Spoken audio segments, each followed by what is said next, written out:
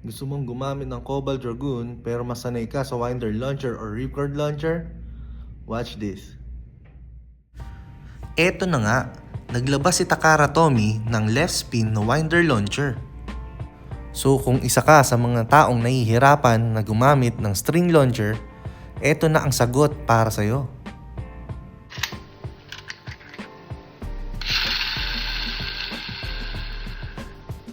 Napakaangas! At syempre, pwede mo rin siyang kabitan ng grip. Kung masanay ka ba naman dito why not, di ba? As of now, ito yung mga left spin base na pwede natin gamitin. Cobalt Dragoon,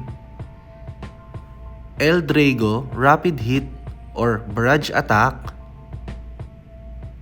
and El Drago Upper.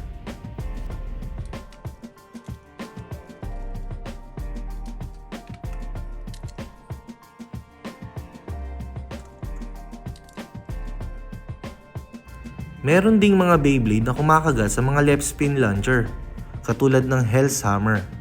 Pero tandaan nyo huwag nyong gagawin to. Bawal to. Cobalt Dragoon 960 Elevate yung karaniwang ginagamit ng mga naka-left spin launcher.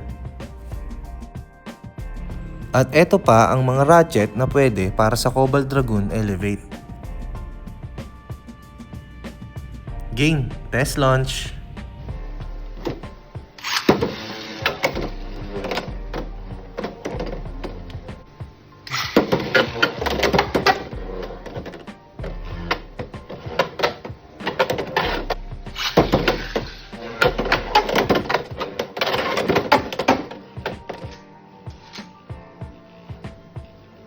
Kung nagustuhan niyo yung video, huwag kalimutan na mag-like and subscribe.